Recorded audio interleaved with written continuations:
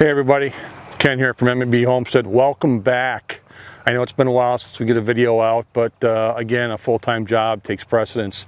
So today I'm going to do my very first product review. I've never done a product review before until today. Fellow YouTuber Eric over at Life and Farmland saw me changing the oil on the log splitter and he goes, hey, I'd like to see that thing in action. So Eric, here you go. It's going to be in action today. This is the Harbor Freight 20-ton log splitter. Has a Predator engine on it. I always keep the manuals, or whatever you want to call this, the information booklet, the manual. I keep these for a reason, so when I go to change the oil, I know how much to put in there. And it has all the particulars in it, so I'm going to kind of go over some of the stuff with you here. All right, so looking at the splitter, the distance to travel is rated at 21.85 inches. I don't know how to measure 0.85 inches, but that's what it says. The log capacity in diameter is only supposed to be 16 inches. Well, between me and my wife, I think we had a 3-foot diameter log on this thing once, and we did get it to go. As you can see, it's got a decent set of wheels, and it's got a hitch up front. Okay, but you don't tow this behind your truck on the road because it'll bounce all over and probably fall off the hitch. So I don't recommend it. But it does take a 2-inch ball hitch if you had to hook it up to a tractor or something. The hydraulic reservoir is kind of ingenious. They have it built into the axle and the frame. That takes 2.25 gallons of ISO 32 hydraulic fluid. Requires 60 pounds of pressure in the tires, and then it takes 10W30 oil, as I've already said in the last video. I'll put a link to that video up here. And that's pretty much the gist of everything. The engine is 212 cc's, 4-stroke engine, so you have to change the oil on it, obviously, and go from there. The thing I like about this log splitter is the cutting blade. This thing is sharp on both sides. I keep it nice and sharp, and it cuts in both directions, as you'll see, or it splits in both directions, as you'll see. It has these little racks right here for holding your log, and again, you'll see me utilize these as I'm splitting a log. I have two sized logs that I'm going to split for you and show you the power this thing does have. Has control lever right here. It kind of does it, but again, it does both directions, so you got to be very careful. You can't have your hand in there and it will crush your hand if it does it right. So safety is paramount when you're using one of these things. They're very powerful. Again, this is 20-ton. I will have hearing protection on, so I'll have to remove my hat to wear my hearing protection.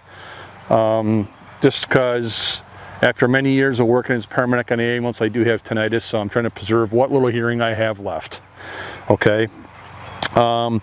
Maintenance on it, again, change the oil, check your hydraulic fluid, check your air cleaner, and I keep the ram that you'll see in the video. The ram comes out this way. You want to keep this area nice and clear, this area over here nice and clear, so that you don't have a lot of debris in there impeding that ram. Granted, it's 20 tons. It would take probably a rock or something to really stop the ram, but you don't want to take that chance. So you're going to see this is going to be the first time I've started the engine this year. I didn't warm it up.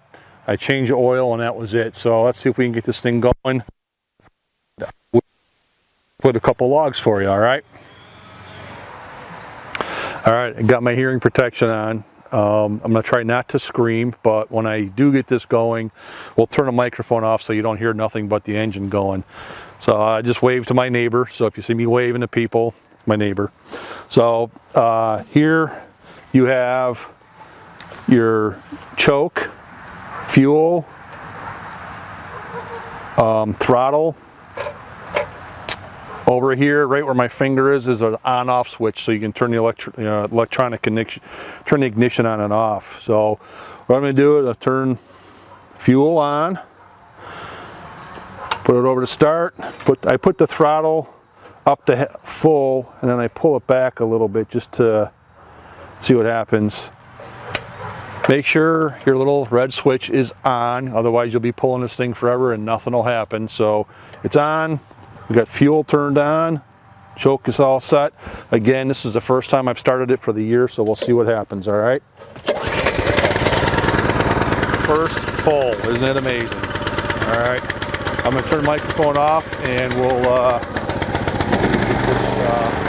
get this thing going.